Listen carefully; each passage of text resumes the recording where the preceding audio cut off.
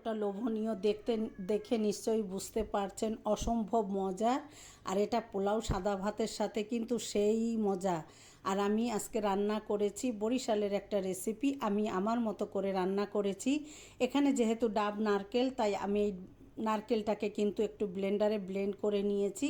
একটা শিলের উপরে নিয়ে স্বাদ মতো লবণ, কাঁচামরিচ 6 থেকে 8টা দিয়ে দিলাম, হলুদের গুঁড়া, আদা রসুন বাটা দিয়েছি, একটু তেল দিলাম, দিয়ে খুব ভালো করে মশলাটাকে মাখিয়ে নিলাম। আর এভাবে মাখিয়ে মশলাটাকে এক পাশে রেখে দিয়ে আমি মিডিয়াম সাইজের কিছুটা চিংড়ি নিয়েছি। আমাদের এখানে এই চিংড়িটাকে হরিণা চিংড়ি বলে, একদম তাজা ছিল। আমি খোসা সহই নিয়েছি, এই খোসাটা আমার চিবিয়ে খেতে বেশ ভালোই লাগে। আর চিংড়িগুলা কিন্তু এই সাইজের একদম ফ্রেশ ছিল। এবার চিংড়িগুলো নিয়ে এর উপরে আরও কিছু স্বাদ মতো লাল মরিচের, স্বাদ মতো লবণ, লাল মরিচের গুঁড়া, সামান্য হাফ টেবিল চামচ হলুদের গুঁড়া দিয়ে খুব ভালো করে সব মশলা একবারে মিশিয়ে নিলাম।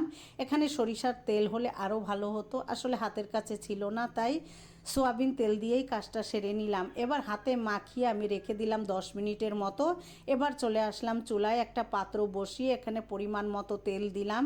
খুব বেশি তেল আমি এখানে ব্যবহার করিনি, 6 থেকে 8 টেবিল চামচ তেল দিয়ে 4টা এলাচ একটু ভেঙে দিয়ে দিলাম, গরম মশলা 2টো ভেঙে দিলাম, তেজপাতা একটা ছিঁড়ে দিয়ে দিলাম। সমস্ত মশলাই কিন্তু আমি এখানে ধুয়ে ব্যবহার করেছি।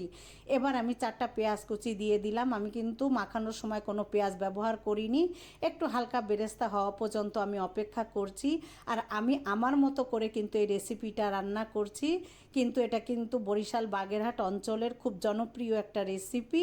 এবার লাল হয়ে আসলে এখানে আমি যে চিংড়িটা মাখিয়ে রেখেছিলাম, এই চিংড়িটা দিয়ে দিলাম। আসলে এই বর্ষার সিজনে চিংড়ি মাছগুলো বেশ পাওয়া যায়, দাম কিন্তু চড়া, তাই বলে দাম কিন্তু কম না। এবার দিয়ে একটু সময় রেখে মিডিয়াম টু লো আছে একটু তেল ওঠা পর্যন্ত অপেক্ষা করলাম। এরপরে খুন্তির সাহায্যে এপিট ওপিট করে খুব ভালো করে মিশিয়ে দিচ্ছি। খুব ভালো করে মেশানো হয়ে গেলে আমি যে পাত্রটায় এই চিংড়িটা উঠিয়ে আমি প্যানে দিয়েছিলাম, ওই পাত্রটা ধুয়ে কিছুটা পানি এখানে অ্যাড করে দিব। আর মশলার সাথে চিংড়িটা খুব ভালো করে নাড়াচাড়া করে একটু কষিয়ে নিচ্ছি, যাতে কাঁচা গন্ধটা একদম চলে যায়।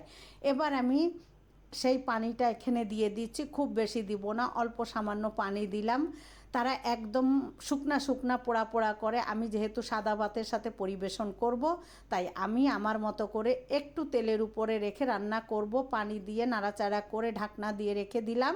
কিছু সময় মিডিয়াম টু লো আঁচে জাল করে নিয়ে এবার তেল ফুটে উঠে আসলে এবার আরও কিছু সময় নাড়াচাড়া করে নিচ্ছি। নাড়াচাড়া করে এখানে যেহেতু আমি নারকেল বাটা দিয়ে রান্নাটা করছি, এখানে আমি একটু চিনি ব্যবহার করেছি। নারকেলের জিনিসে আমি সাধারণত চিনি ব্যবহার করি, আপনারা চাইলে বাদ দিতে পারেন। এ পর্যায়ে আমি চিনিটা দিয়ে দিলাম গরম মশলার গুঁড়া, দিয়ে আবারও কিছু সময় নাড়াচাড়া করে চুলাটা অফ করে দিয়ে আমি ঢাকনা দিয়ে 10 মিনিটের জন্য চুলায় বসিয়ে রেখেছিলাম। আর এই পর্যায়ে আমার এই চিংড়িটা যে কতটা লোভনীয় হয়েছে, আমি কিন্তু গরম গরম সাদা ভাতের সাথে পরিবেশন করেছিলাম। এই চিংড়ির রেসিপিটা কিন্তু দারুণ স্বাদের, পোলাওয়ের সাথেও অনেক বেশি ভালো যায়। যারা চিংড়ি খেতে পছন্দ করেন এভাবে রান্না করে খেয়ে দেখবেন, খুবই মজার একটা রেসিপি। রেসিপির নাম কি দেওয়া যায় আপনারাই কমেন্টে জানাবেন। অনেক বেশি সুস্বাদু আর লোভনীয় রেসিপি। যেহেতু আমি চিংড়ি পছন্দ করি, তাই আপনাদের জন্য আমার মতো করে মজার একটা রেসিপি শেয়ার করলাম। কেমন হলো পুরো ভিডিও দেখে কমেন্টে জানাবেন। সবাই অনেক বেশি ভালো থাকবেন। আসসালামু আলাইকুম।